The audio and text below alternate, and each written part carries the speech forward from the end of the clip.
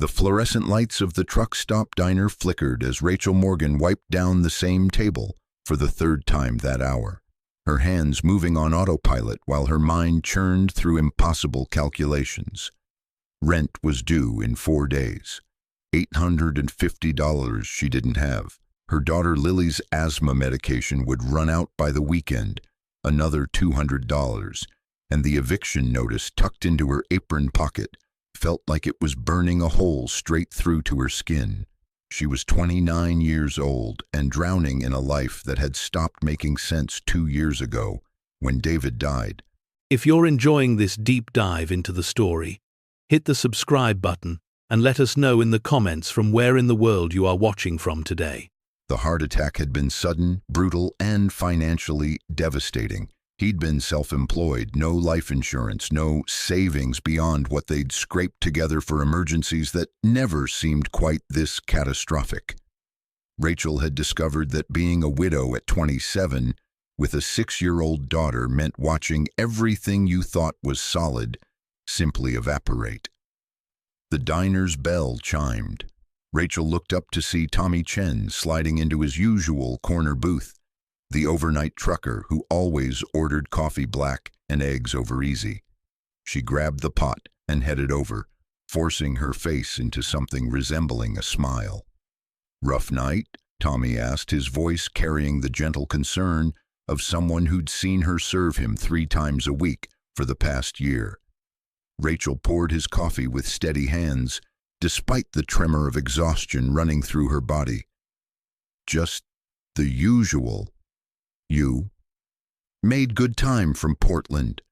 He studied her face with the directness of someone who spent too many hours alone on the highway, with only his thoughts for company. "You look like you're carrying the weight of the world, Rachel. Everything okay?" The kindness in his voice nearly broke through her carefully maintained composure. She swallowed hard against the tightness in her throat. "Just tired. I'll get your order in." She retreated to the kitchen before he could press further, before the tears she'd been holding back for 3 straight days could finally overwhelm her. The industrial dishwasher hissed and clanged, providing cover as she pressed her palms against the cool metal counter and tried to breathe through the panic. Her phone buzzed in her pocket, a text from the landlord. "Final notice, out by Friday or I'm changing the locks." Rachel stared at the message until the words blurred. She had nowhere to go. Her parents were gone. David's family had made it clear after the funeral that they considered her a burden they had no interest in carrying. And her friends, what few remained after 2 years of canceling plans and dodging calls because she was too exhausted or too broke or too ashamed to explain why she couldn't afford a movie ticket. The kitchen timer beeped. She plated Tommy's eggs, added toast she knew he wouldn't eat, and carried it back out to him with the same professional efficiency that had kept her employed here for 18 months. "Rachel?" Tommy's voice stopped her before she could escape back, to the relative safety of other tables. "I know it's not my business, but I heard you telling Marge you were looking for a second job." Her stomach tightened. The desperation must have been more visible than she thought. "I'm managing." "There's a warehouse job opening up near the Interstate 90 junction. Night shift, $16 an hour. My buddy's the hiring manager. I could put in a word." $16 an hour. Her mind calculated automatically. If she could work there from midnight to 6 a.m., keep her diner shifts from 2 p.m. to 10 p.m., sleep from maybe 11 a.m. to 1 p.m., she could make an extra $640 a week before taxes. She'd never see Lily. She'd be running on 4 hours of sleep, but they wouldn't be homeless. "Thank you," she managed, meaning it. "I'll take whatever help I can get." Tommy slid a napkin across the table with a name and phone number scrawled across it. "Tell him I sent you. He owes me one from way back." Rachel pocketed the napkin like the lifeline it represented and finished her shift in a blur of coffee refills and forced pleasantries. By the time she clocked out at 10:30 p.m., her feet ached, her back screamed, and the idea of walking the 6 blocks to the bus stop felt like preparing to climb Mount Everest. The November air bit through her thin jacket as she waited at the bus stop. November in Montana meant temperatures that dropped fast once the sun went down. She pulled out her phone and scrolled through her email, a mindless habit that usually yielded nothing but spam and payment reminders. But tonight, there was something different. An email from Jacobson and Associates legal firm with the subject line, Estate of Dr. Marcus Holloway, urgent contact required. Rachel's finger hovered over the delete button. It had to be spam. Some phishing scam trying to trick her into clicking a malicious link. She didn't know anyone named Marcus Holloway, except the name triggered something in the back of her memory. Her mother's maiden name had been Holloway, and there had been an uncle she'd heard mentioned once or twice, her mother's older brother who'd moved away before Rachel was born and never maintained contact with the family. She opened the email. Dear Ms. Morgan, our firm represents the estate of Dr. Marcus Holloway, who passed away on October 15th in Fairmont, Montana. Our records indicate you are his sole surviving heir. Dr. Holloway's estate includes property located at 471 Industrial Park Road in Fairmont. According to the terms of his will, this property transfers to you upon his death. Please contact our office at your earliest convenience to discuss the inheritance and complete necessary documentation. Rachel read the email 3 times, certain she must be misunderstanding something fundamental, an inheritance, property, from an uncle she'd never met, whose existence had been barely acknowledged in her family. The bus arrived, its brakes hissing as it pulled up to the stop. Rachel climbed aboard in a daze, her mind spinning. Property could mean anything. A house, maybe, though that seemed too good to be true. More likely, some piece of land in the middle of nowhere, worthless except for whatever back taxes she'd be responsible for. She called the law firm first thing the next morning, her voice shaking slightly as she confirmed her identity to the receptionist. Within minutes, she was connected to Robert Jacobson himself, his voice carrying the clipped efficiency of someone who billed by the hour. Ms. Morgan, thank you for responding so quickly. I'll be direct. Your uncle, Dr. Marcus Holloway, owned a commercial property in Fairmont, a former cryogenics research facility that ceased operations in 2008. The property has been abandoned since then. Rachel's hopes deflated. An abandoned research facility. That sounded like a nightmare of liability and expenses. What's it worth? That's difficult to assess. The building is in poor condition. Condemned, actually. The city has been pressuring us to demolish it, but the estate lacked funds to do so. Jacobson cleared his throat. Dr. Holloway was quite specific in his will. He wanted the property to go to family. You're the only heir we could locate. What about the back taxes? Paid through the end of this year via automatic withdrawal from what remained of Dr. Holloway's accounts. After that, it's your responsibility. Rachel did quick mental math. Property taxes on a condemned commercial building in a small Montana town probably weren't astronomical, but they'd still be hundreds or thousands of dollars she didn't have. Can I sell it? You can certainly try, though I'll be honest, Ms. Morgan. The property has been on the market intermittently for over a decade, with no serious buyers. The cost of demolition alone exceeds any likely sale price. Most people would consider it a burden rather than an asset. The conversation continued for another few minutes, Jacobson explaining the paperwork she'd need to sign, the transfer process, the various legal obligations that came with property ownership. Rachel agreed to everything, barely processing the details. What choice did she have? It wasn't like refusing the inheritance would improve her situation. A week later, Rachel stood in Jacobson's office in Fairmont, a 2-hour bus ride from her apartment in Missoula, signing document after document. If you find this story engaging, please take a moment to subscribe and enable notifications. It helps us continue producing in-depth content like this. The lawyer slid a set of keys across the desk with an expression that might have been sympathy or might have been relief at closing out a troublesome case. "The property is yours, Ms. Morgan. I'd recommend consulting with a commercial real estate attorney about your options, though." He hesitated. "Given the condition and location, I wouldn't get your hopes up about a quick sale." Rachel pocketed the keys, feeling their unfamiliar weight. "Where exactly is this place?"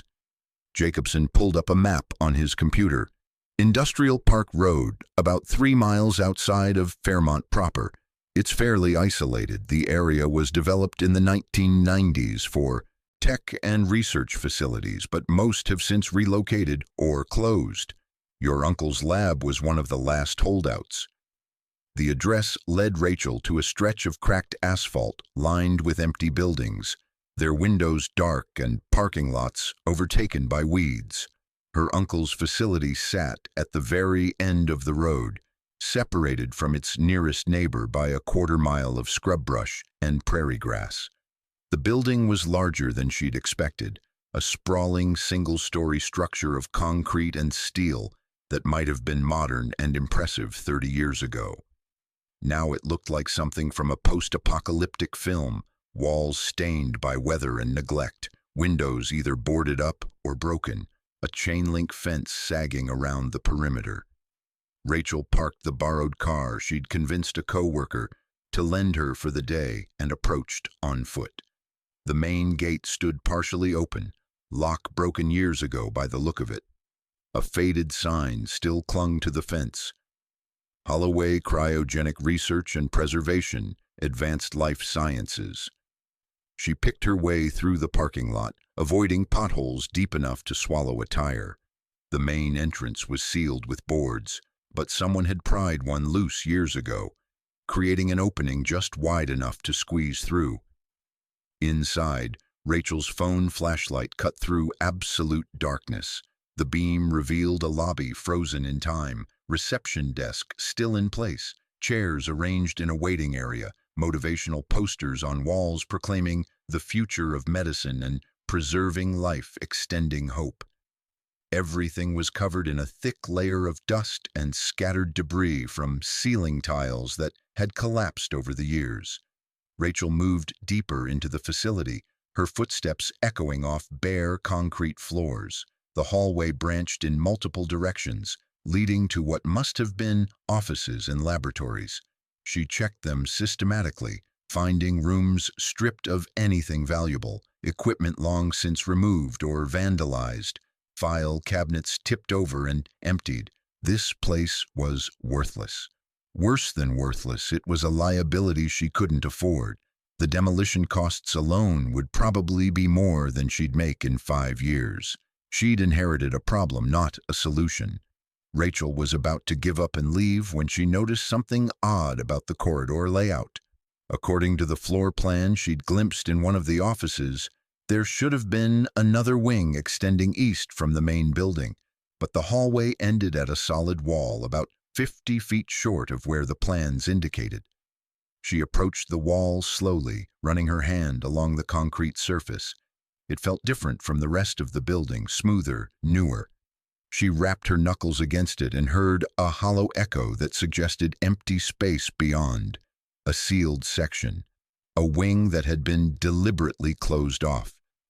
Rachel's heart began to pound with something that wasn't quite hope, but wasn't resignation either. Why would someone seal off part of a building? What would be worth protecting in an abandoned research facility? She spent the next hour searching the accessible parts of the building for any kind of entrance to the sealed wing, finally discovering a heavy steel door in what appeared to be a mechanical room. The door was unlike anything else in the facility, industrial grade with reinforced hinges and a digital lock that still glowed with a faint red light. Someone was still paying for power to this door. Someone wanted whatever was behind it to stay locked. Rachel tried the obvious combinations. 0, 1234, The date from the sign outside. Nothing worked. She photographed the door, the lock, the surrounding area, her mind racing with possibilities and questions she had no way to answer. Back in Missoula that night, after picking up Lily from the neighbor who watched her for $20 a day Rachel couldn't afford, after making dinner from the last of the rice and beans in the pantry, after tucking her daughter into bed with a story and a promise that things would get better soon, Rachel sat at her laptop and started researching. Dr. Marcus Holloway's name appeared in scientific journals from the 1990s and early 2000s. He'd been a pioneer in cryogenic preservation techniques, working on methods to freeze biological tissue without damaging cellular structures. His research had been considered groundbreaking but controversial, operating in the gray area between legitimate science and speculative futurism. Articles from 2007 and 2008 mentioned financial difficulties at Holloway Cryogenic Research, declining funding, questions about the viability of their work. Then, in November 2008, the facility had abruptly closed. No explanation in the public record, just a brief notice that operations had ceased, and the property would be secured pending resolution of outstanding obligations. Rachel found herself returning to the same question again and again. What had been important enough to seal away behind industrial locks and maintained power? What had Marcus Holloway been protecting? The next day, she called in sick to the diner for the first time in over a year, loaded Lily into the car she'd convinced Tommy to lend her for an emergency, and drove back to Fairmont. This time she brought tools borrowed from the diner's maintenance closet, a flashlight with actual batteries instead of her dying phone, and a determination born of having absolutely nothing left to lose. Lily chattered happily in the back seat, excited for the unexpected adventure, unaware of how close they were to complete disaster. Rachel had $47 in her bank account. The eviction notice had been updated to immediate action pending. She had maybe 3 days before the locks on their apartment were changed. This abandoned building was her last chance at finding something, anything, that could turn their situation around. Maybe there was salvageable equipment she could sell. Maybe there were materials worth scrapping. It wasn't much of a hope, but it was all she had. The facility looked even more desolate in daylight. Rachel parked in the shadow of the building and told Lily to stay in the car, with strict instructions not to leave for any reason. She gave her daughter the iPad with downloaded movies and the last juice box from their nearly empty fridge. "I'll be quick, sweetheart. Just need to check on something inside." Lily nodded, already absorbed in her show. Rachel checked that the car doors were locked, then headed inside with her tools and flashlight, moving directly to the mechanical room and the sealed door. She examined the digital lock more carefully this time. It was old, probably installed in the early 2000s. The manufacturer's label was still visible. Secure Access Model SA 2400. She Googled the model number on her phone, the signal barely working this far from town. The search results showed user manuals and installation guides. Rachel scrolled through a PDF looking for anything useful. There, buried in the troubleshooting section, master reset sequence can be initiated by entering facility installation date in MMDDYYY format. Installation date. Rachel pulled up her earlier research on her phone, searching through articles about the facility. One newspaper story from 1997 mentioned the grand opening of Holloway Cryogenic Research on March 15th. She punched in 031599. The lock beeped twice. The red light turned green. The door clicked open. Rachel's hands shook as she pushed the heavy door inward. It swung smoothly despite its weight, revealing darkness beyond. She raised her flashlight and stepped through into a corridor that was completely different from the rest of the facility. Where the public areas were stripped and vandalized, this hallway remained pristine. The walls were smooth, the floor clean of debris, the air noticeably cooler. Overhead lights flickered on as she moved forward, motion-activated sensors still functioning after all these years. The corridor extended about 100 feet before opening into a large chamber. As Rachel entered, more lights activated automatically, revealing a space that took her breath away. The preservation vault. The room was enormous, maybe 40 feet by 60 feet, with 20-foot ceilings, but what dominated the space were the cryogenic units. Rows and rows of cylindrical chambers, each one about 7 feet tall and 3 feet in diameter, arranged in precise lines. Digital displays on each unit glowed softly, showing temperatures far below zero and other readings Rachel didn't understand. She approached the nearest unit slowly, almost afraid to touch it. The chamber was made of brushed steel covered in frost, with a small viewing window near the top. Rachel stood on her toes to peer through the window, but couldn't see anything through the ice crystals coating the interior.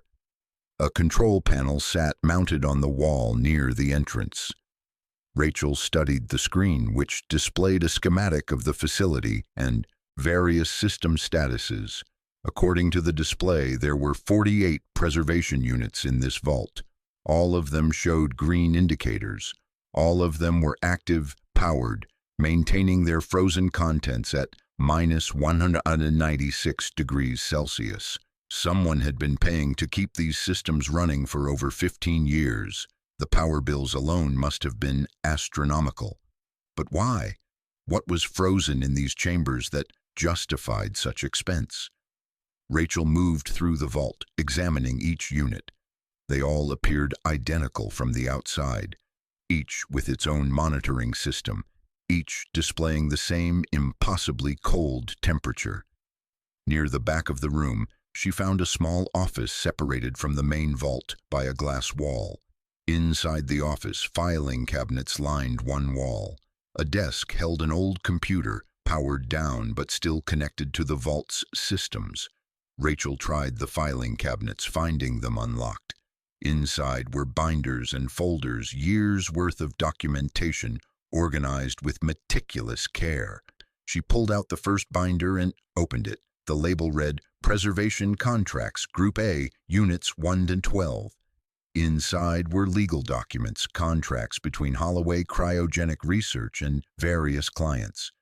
Rachel skimmed the first one, her eyes widening as she processed what she was reading. Agreement for Cryogenic Preservation of Human Remains. Client, Harrison Manufacturing Family Trust. Payment, $250,000 upon preservation, $50,000 annually for maintenance and monitoring in perpetuity. Rachel flipped through more contracts, each one similar though the amounts varied. Some were for $200,000, others for as much as $500,000. The annual maintenance fees ranged from $30,000 to $100,000. She pulled out more binders, more contracts, client names she didn't recognize, though a few sounded vaguely familiar, probably from news stories or business articles she'd glimpsed over the years. Wealthy families, many of them. People with money to spend on the radical hope that someday technology would advance enough to revive and cure whatever had killed them. Rachel's mind raced through the implications. If these contracts were still valid, if the families were still paying, then these preservation units represented an ongoing revenue stream. The annual fees alone would be...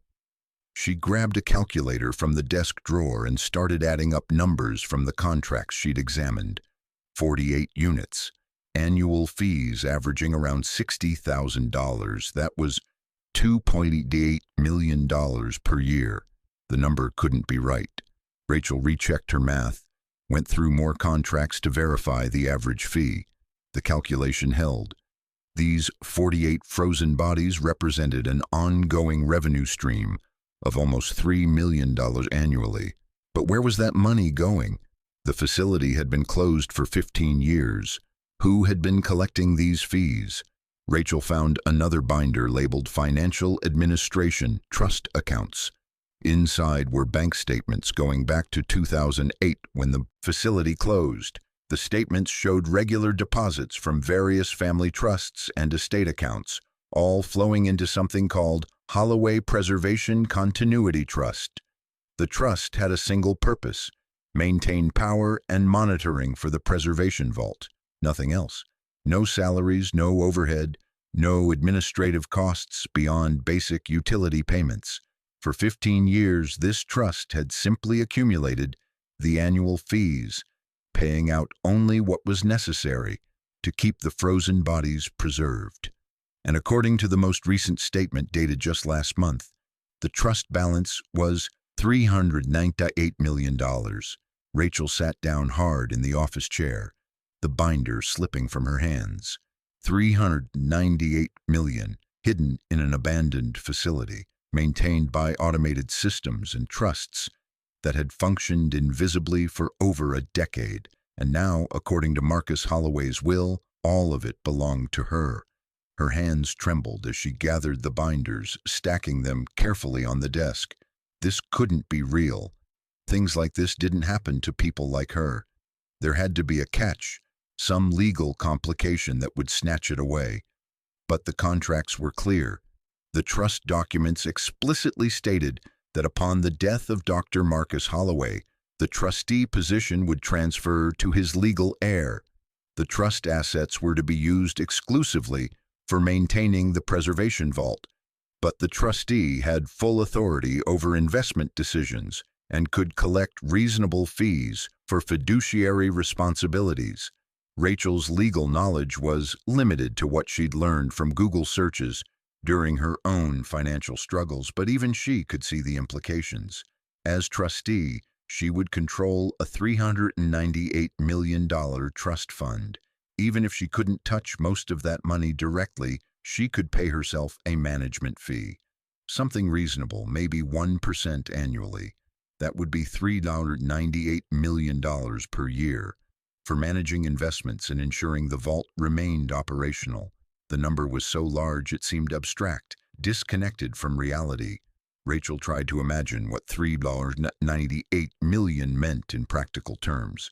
It meant never worrying about rent again, never choosing between Lily's medication and groceries, never working 2 jobs just to stay barely above water. It meant everything. A sound from outside the vault snapped Rachel back to awareness. She'd been in here for over an hour, leaving Lily alone in the car far longer than she'd promised. She quickly photographed every document she could, uploaded them to cloud storage on her phone, then carefully returned everything to its original location. She locked the vault door behind her, the digital lock resealing with a definitive click.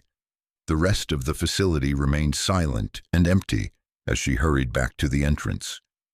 Lily was fine, absorbed in her second movie, barely noticing when Rachel climbed back into the driver's seat. Rachel sat there for a long moment, gripping the steering wheel, trying to process what she'd discovered. Then she started the car and drove back to Missoula, her mind spinning with possibilities and fears. She had found something valuable, something that could change their lives forever. But she had no idea how to claim it, how to navigate the legal complexities, how to avoid drawing attention from people who might question her right to this inheritance. She needed help, professional help, the kind she couldn't afford. That evening, after Lily was asleep, Rachel called the one person she thought might understand. Tommy Chen answered on the third ring, his voice groggy with the sleep of someone who worked night shifts. "Rachel, what's wrong?" "Tommy, I need advice about something legal, something complicated." She took a breath. "Do you know anyone who's really good with trusts and estates? Someone who doesn't charge up front?" There was a pause. "You're serious?" "I found something, Tommy, at the property I inherited, something valuable, but I don't know what to do about it." Another pause, longer this time. "How valuable are we talking?" Rachel closed her eyes. "Life-changing, valuable. but maybe also the kind of valuable that attracts the wrong kind of attention if I'm not careful. Tommy's voice sharpened, the drowsiness gone.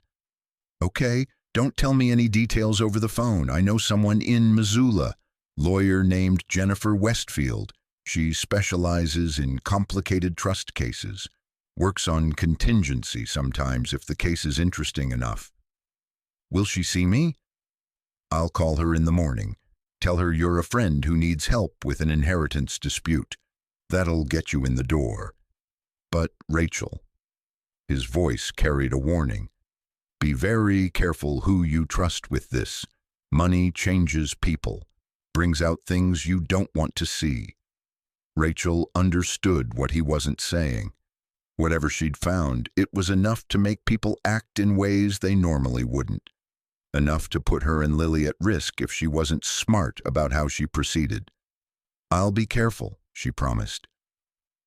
2 days later, Rachel sat in Jennifer Westfield's office in downtown Missoula. The lawyer was younger than she'd expected, maybe late 30s, with sharp eyes and an efficiency of movement that suggested someone who didn't waste time on small talk. Tommy says you found something complicated in an inheritance, Jennifer began, settling behind her desk with a legal pad and pen. Tell me everything. Rachel started from the beginning, the email about Marcus Holloway's estate, the abandoned cryogenics facility, the sealed vault, the contracts and trust documents. She pulled out her phone and showed Jennifer the photographs she'd taken. As Rachel talked, Jennifer's expression shifted from professional interest to intense focus. She made rapid notes, occasionally interrupting to ask clarifying questions. When Rachel mentioned the $398 million trust balance, Jennifer's pen actually stopped moving for a moment. You're telling me there's a nearly $400 million trust fund, maintaining 48 frozen bodies in an abandoned building, and no one knows about it? The families know they're still paying the annual fees, but I don't think anyone else does. The facility closed in 2008, but the vault has been operating on automated systems ever since. Jennifer leaned back in her chair, staring at the ceiling as she processed this information. This is extraordinary.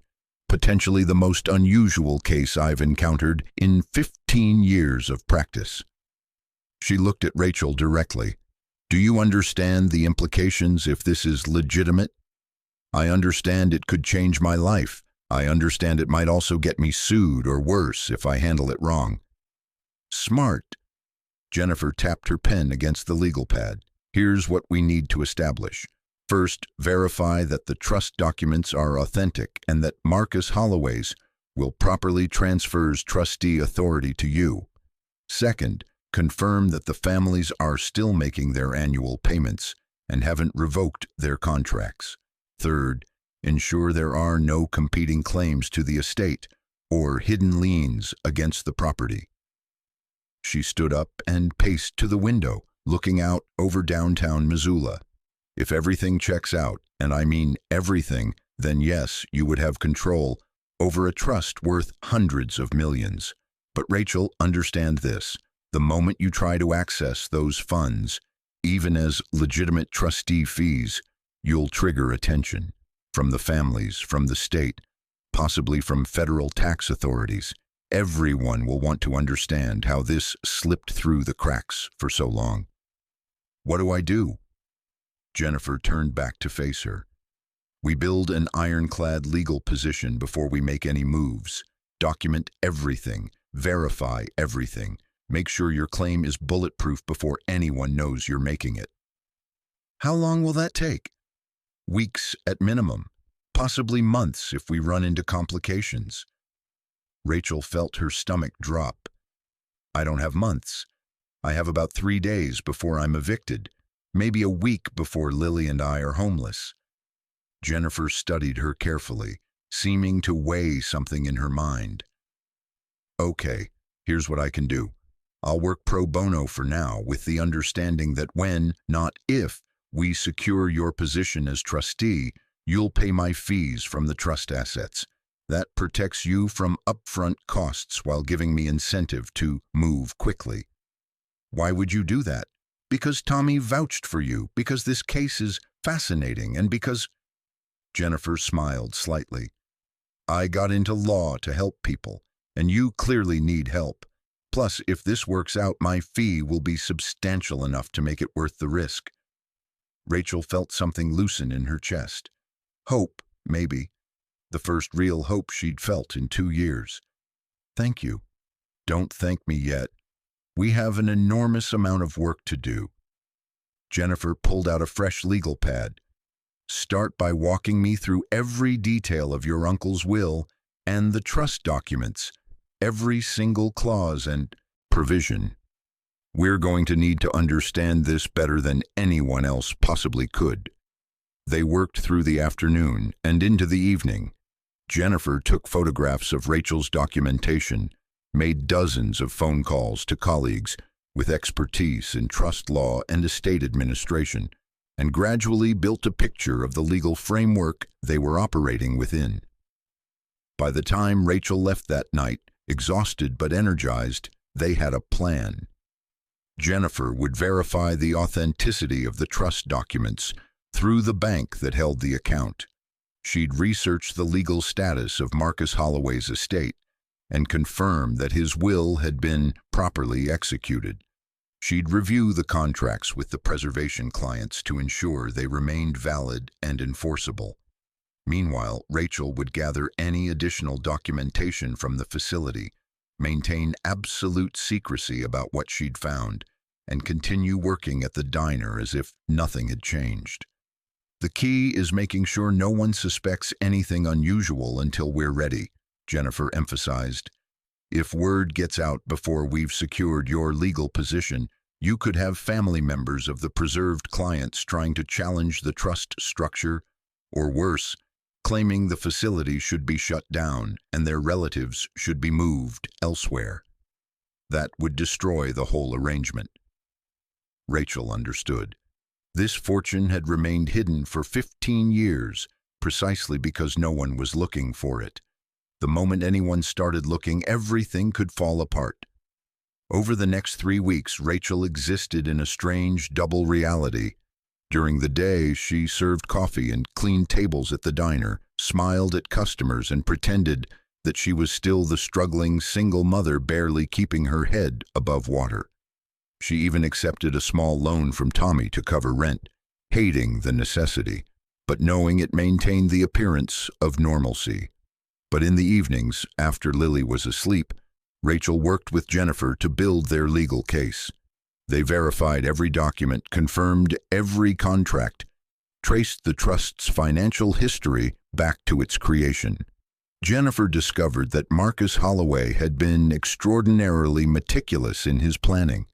The trust had been set up with multiple fail-safes and redundancies designed to function even if he was incapacitated or dead. The biggest revelation came when Jennifer obtained the bank records for the Holloway Preservation Continuity Trust. The account had been growing steadily for 15 years, collecting annual fees from the client families while spending only what was necessary for utilities and maintenance. The bank had no idea how large the account had become, treating it as just another automated trust account among thousands in their system. This is actually brilliant, Jennifer said during one of their evening meetings. Your uncle created a self-sustaining system that required minimal oversight. The bank automatically pays the utility bills, the clients automatically make their annual deposits, and the trust balance grows year after year. No human intervention required. But why did he do it this way? Rachel asked. Why set it up to run without him? Jennifer pulled out a newspaper article she'd discovered during her research. I think I know. Look at this. The article was from a medical journal in 2007. It discussed an ethics investigation into Holloway cryogenic research, questions about whether their preservation methods met scientific standards, concerns about the promises they were making to desperate families. The investigation had ultimately cleared the facility of wrongdoing, but the damage to its reputation had been significant. Marcus faced serious threats to shut down his operation, Jennifer explained. These articles show multiple attempts by regulatory authorities to close the facility or restrict its activities. I think he realized that his work, his clients' hopes, were vulnerable, so he created a structure that would survive even if he lost control of the facility, even if he died. He was protecting them. Yes, and in doing so, he protected your inheritance. Jennifer closed her laptop. I've verified everything. Your legal position is solid. You are Marcus Holloway's sole heir. The trust documents are authentic and properly executed, and you have full authority as trustee. It's time to make this official. Rachel's heart pounded. What happens next? We notify the bank that you're assuming the trustee position. We file the appropriate paperwork with the court. We contact each of the client families to inform them of the change in administration, while assuring them that their preservation contracts will be honored. And we transfer limited funds to establish your management fee. How limited? Jennifer smiled. I'd recommend starting with $2 million. That's less than 1% of the trust balance, easily justifiable as a trustee's annual fee. It's enough to completely transform your life while being conservative enough that no one can claim you're raiding the trust. $2 million. Rachel tried to wrap her mind around the number. It was real now, actually happening. When? The paperwork is ready. I can file it tomorrow if you're sure this is what you want to do. Rachel thought about Lily, about the eviction notice, about the medical bills and the sleepless nights and the grinding exhaustion of working 2 jobs to barely survive. She thought about Marcus Holloway, an uncle she'd never met, who'd somehow looked across the years and provided for family he'd never known. Do it! The legal process moved faster than Rachel expected. Within a week, she was officially recognized as the trustee of the Holloway Preservation Continuity Trust. The bank, initially skeptical, had verified everything and transferred $2 million to a new account in Rachel's name as her first year's management fee. Rachel stared at her phone, at the banking app showing a balance so large it seemed like a glitch. $2 million. After taxes, still more than she'd earn in 20 years at the diner. She paid off every debt she owed, the medical bills, the back rent, the credit card she'd maxed out during David's illness, Tommy's loan with interest he protested, but she insisted on. She bought a reliable car, nothing flashy, just something that would start every morning without question. She put a down payment on a modest house in a safe neighborhood with good schools. For the first time in 2 years, Rachel could breathe without the weight of financial terror crushing her chest. But she also kept her promise to herself and to Jennifer. She remained quiet about the source of her changed circumstances. When people asked, she said she'd received a small inheritance from a distant relative, enough to stabilize her situation. The truth was too complicated, too likely to attract unwanted attention. The client families of the preserved individuals were contacted one by one. Jennifer handled most of these conversations, explaining the transition in administration while emphasizing that nothing would change about the preservation services. The response was universally positive. Most families had thought the facility was still operating normally, unaware that it had been running on automated systems for over a decade. One conversation stood out. Catherine Brennan, whose father had been preserved in 1999 after a terminal cancer diagnosis, actually cried when Jennifer explained the situation. "I thought we'd lost him," Catherine said over the phone, her voice shaking. "When Dr. Holloway died and we didn't hear anything, I was terrified that the preservation had failed, that Dad was just gone. But you're telling me he's been safe this whole time." "Perfectly preserved," Jennifer confirmed. "The systems never failed. Your father is exactly as he was the day he was preserved." Can we visit? Can we see the facility? That question sparked a new discussion between Rachel and Jennifer. The facility was still technically abandoned, still condemned by the city.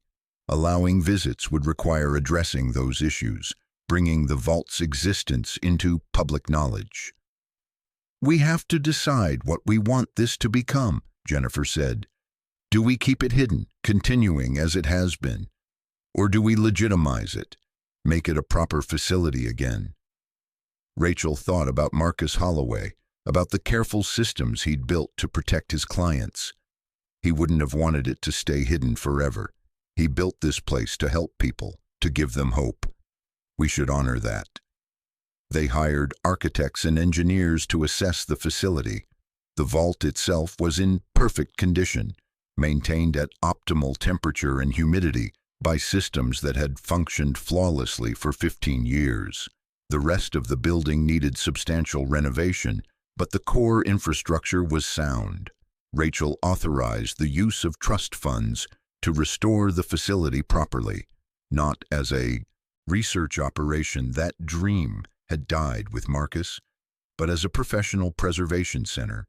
They brought in maintenance staff, updated security systems, renovated the accessible areas to allow family visits, while keeping the preservation vault itself secure and controlled. The transformation took 6 months. When they finally held the official reopening ceremony, it felt like something significant had shifted in Rachel's life. She stood in the renovated lobby, now clean and modern and welcoming, watching family members tour the facility their loved ones had trusted with their frozen hopes. Catherine Brennan approached Rachel during the reception. "I never knew your uncle personally, but what he built, what you've continued, means everything to us." She grasped Rachel's hand tightly. "Some people think this is crazy, that cryogenic preservation is just false hope, but for us, it's the difference between giving up completely and believing that maybe, someday, there might be a chance. You're preserving more than bodies. You're preserving possibility." The words stayed with Rachel long after the ceremony ended. She'd spent so much time thinking about the financial implications of her inheritance, about the security it provided for Lily and herself, that she'd almost missed the deeper meaning. Marcus Holloway hadn't just left her money. He'd left her a purpose, a responsibility to maintain hope for families who needed it. The annual management fees from the trust continued to provide more than enough for Rachel to live comfortably. She left her job at the diner, though she made a point of stopping by regularly to see Tommy and the other people who'd helped her during her darkest days. She went back to school, pursuing a degree in business administration, with the vague idea that she should actually understand how to properly manage the trust she'd inherited. Lily thrived in their new circumstances: better schools, consistent medical care, the stability of knowing that tomorrow's needs would be met without crisis or panic. Rachel watched her daughter grow into a confident, curious child who asked endless questions about science and space and the possibility of future technology reviving frozen people. 2 years after discovering the vault, Rachel received an unexpected call from Jennifer. "You need to come to the facility immediately. Bring Lily." The urgency in Jennifer's voice sent Rachel's heart racing. "What's wrong?" "Nothing's wrong. Something extraordinary just happened. Just trust me and come now." Rachel found Jennifer waiting in the vault's control room, her expression a mixture of excitement and something that looked like awe. On the monitoring screens, one preservation unit showed readings that were different from all the others. The temperature was slowly rising, controlled and deliberate, following a precise warming protocol. "What's happening?" Rachel asked. Jennifer pointed to the screen. "Unit 23, Richard Morrison, preserved in 2001 after experimental treatment went wrong. His family just contacted us.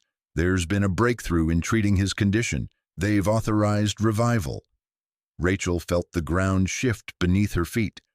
Revival? You mean actually waking someone up, bringing them back? That's exactly what I mean. The medical team arrives tomorrow. If the process works, if the preservation was good enough, Richard Morrison will be the first person successfully revived from cryogenic suspension. The next 48 hours were the most intense of Rachel's life. The medical team worked around the clock, following protocols that existed more in theory than practice. The warming had to be precise, the reactivation of biological processes carefully managed. One mistake could mean the difference between revival and cellular death.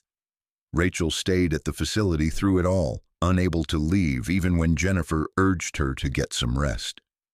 Lily sat beside her in the observation room, both of them watching through the glass as the medical team worked. "Is he going to wake up, Mom?" Lily whispered, "I don't know, sweetheart, but we're going to hope." On the third day, at 2:47 in the morning, Richard Morrison's heart began to beat on its own. The monitors showed brain activity, respiratory function, all the signs of life returning to a body that had been frozen for over 20 years. Rachel watched through tears she didn't try to hide as Morrison's wife and adult children were allowed into the room. She saw the moment his eyes opened, confused and frightened and alive.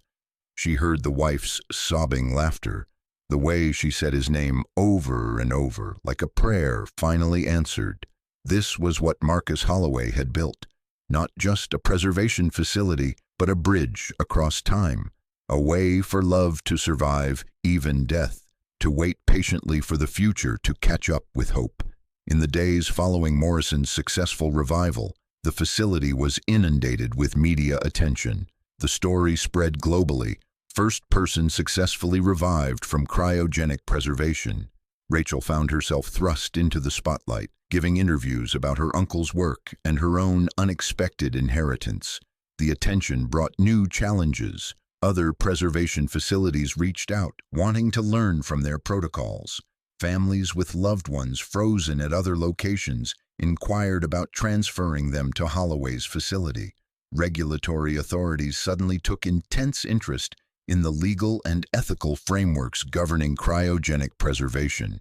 Through it all, Rachel maintained her focus on the core mission, honoring the trust her uncle had placed in her by protecting and serving the families who had placed their hopes in his care. 5 years after discovering the vault, Rachel stood in the facility's boardroom with Jennifer, reviewing expansion plans. The trust had grown to over $500 million through careful investment and continued annual fees from existing clients, as well as new contracts. They were planning a second facility on the East Coast, expanding their capacity to help more families preserve their loved ones. "Your uncle would be proud," Jennifer said, rolling up the architectural plans. "You've taken what he built and made it something even more significant." Rachel looked around the boardroom at the photographs on the walls showing the families they served, the milestones they'd achieved. "I found this place when I was desperate, when I thought we were out of options. I came here looking for something to salvage, maybe some scrap metal to sell. Instead, I found my purpose." She thought back to that November evening 2 years ago, standing at a bus stop in the cold, reading an email about an uncle she'd never known, how close she'd come to deleting it as spam, how different her life would be if she had. "The ice never melts," Rachel said softly, repeating the phrase that had become the facility's unofficial motto. "Hope never dies. We just have to preserve it carefully enough, protect it long enough until the future catches up." Lily appeared in the doorway, now 10 years old and spending her after-school hours at the facility, fascinated by the science and the stories. "Mom, Mrs. Brennan's here. She wants to talk to you about updating her dad's preservation protocol." Rachel smiled at her daughter. "Tell her I'll be right there." As Lily ran off, Rachel gathered the plans and prepared to meet with Catherine Brennan, another family trusting them with their frozen hopes, another bridge being built across time. The abandoned facility she'd inherited had become the most successful preservation center in the world. The $800 she'd almost spent on scrap metal had revealed a $398 million fortune, and the desperate single mother who'd thought she was out of options had discovered that sometimes your lowest moment is exactly when life decides to give you everything you need to not just survive, but to matter. The ice never melted in the preservation chambers, but Rachel's frozen life had thawed completely, warmed by purpose and possibility, and the unexpected gift of an uncle who'd looked across the years and provided for family he'd never known, in ways no one could have imagined. 10 years after that cold November night at the bus stop, Rachel stood before a congressional committee in Washington, D.C., testifying about the future of cryogenic preservation and the regulatory frameworks needed to protect both the science and the families who placed their faith in it. She wore a professional suit that cost more than she'd once made in 3 months, but her voice carried the same quiet determination that had driven her through those desperate early days. The question isn't whether cryogenic preservation works, Rachel told the assembled senators and representatives. Richard Morrison's successful revival proved that 5 years ago. Since then, we've successfully revived 4 more individuals at our facility, and other centers around the world have had similar successes. The question is how we ensure this technology serves humanity's best interests while honoring the hopes of families who've already committed their loved ones to preservation. She clicked to the next slide in her presentation, showing statistics about preservation success rates, revival protocols, and the growing scientific understanding of cellular preservation. My uncle, Dr. Marcus Holloway, built something that survived his death because he understood a fundamental truth. Hope needs protection. The families who choose cryogenic preservation aren't delusional. They're making an informed bet that future medicine will be more capable than present medicine. And increasingly, they're being proven right. After her testimony, Rachel returned to Montana, to the sprawling campus that had grown around Marcus Holloway's original facility. What had once been an abandoned building at the end of a forgotten industrial road was now a state-of-the-art preservation and research center, attracting scientists from around the world and serving over 300 families.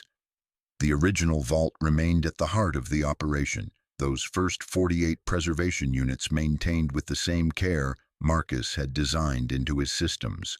But surrounding it now were additional vaults, research laboratories, medical suites for revival procedures, and family centers where loved ones could visit and maintain connection with those frozen in hope.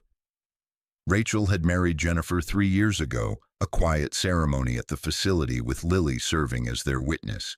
The lawyer who'd taken a chance on a desperate single mother with an impossible story had become the anchor of Rachel's transformed life.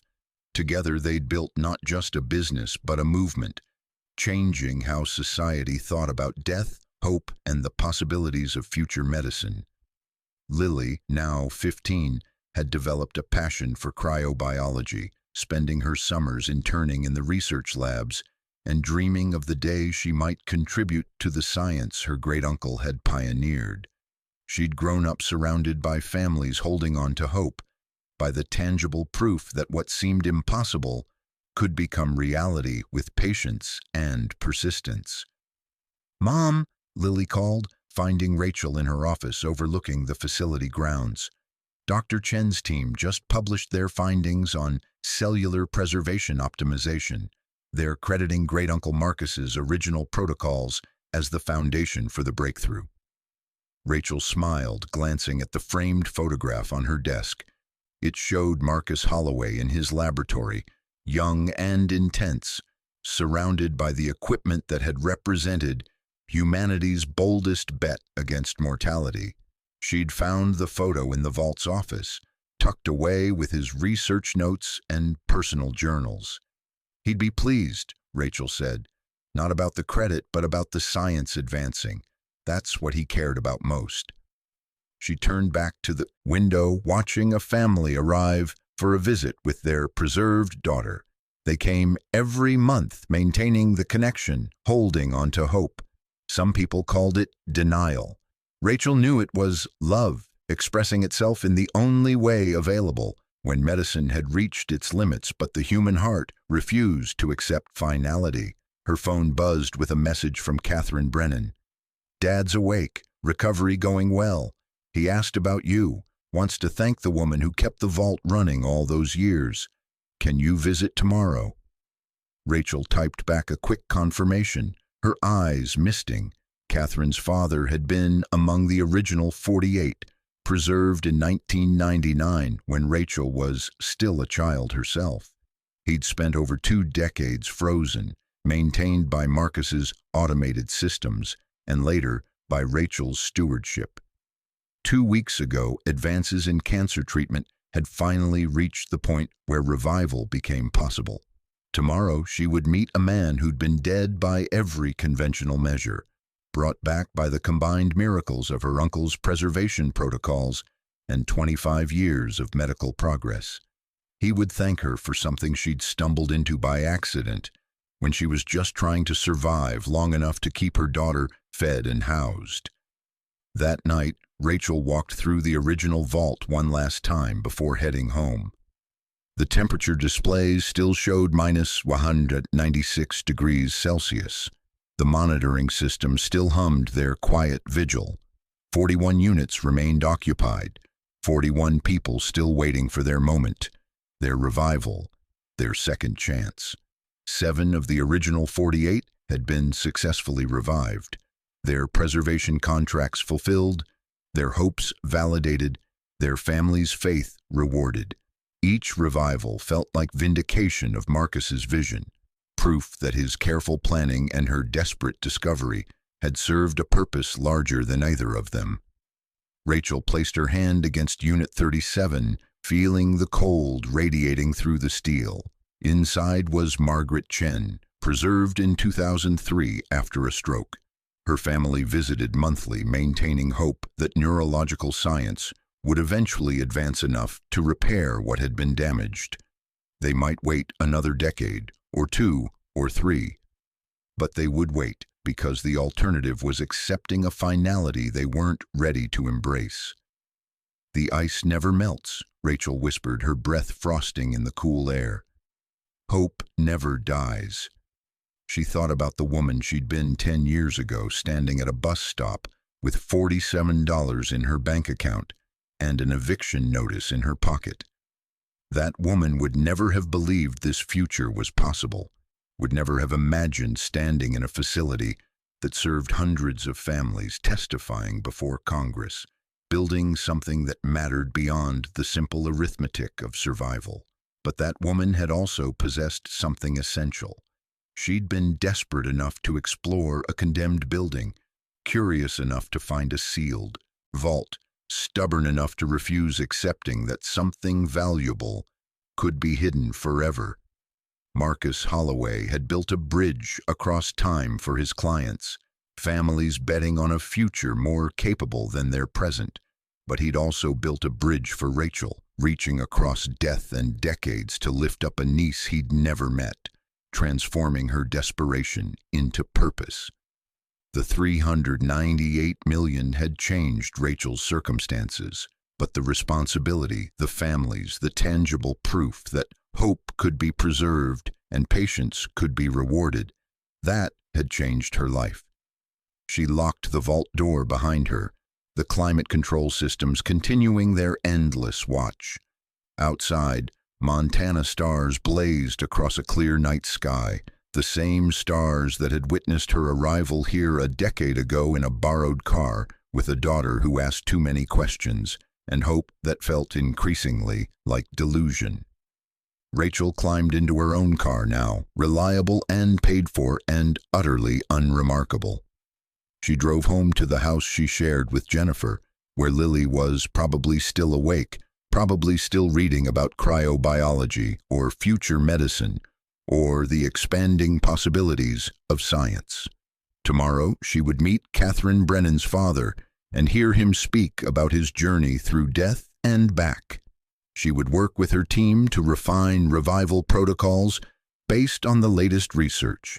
She would review contracts for new families seeking preservation, weighing their hopes against the facility's capacity and capabilities.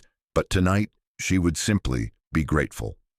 For an uncle who'd planned for contingencies he never expected to encounter. For Tommy Chen, who'd given her a lawyer's name when she needed it most.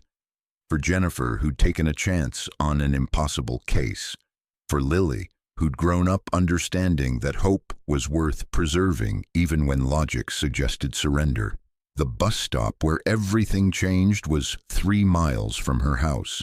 Rachel drove past it sometimes, a small pilgrimage to remember what desperation felt like, to maintain connection with the woman who'd stood there reading an email about a condemned building and an uncle she'd never known. That woman was still part of her, would always be part of her. The woman who'd worked 2 jobs and skipped meals so her daughter could eat. The woman who'd explored an abandoned facility looking for scrap metal, finding instead a fortune hidden behind a digital lock and a sealed door. Some people stumbled into wealth through luck or inheritance or timing. Rachel had stumbled into purpose, which turned out to be worth far more than the $398 million that came with it. The ice never melted, hope never died.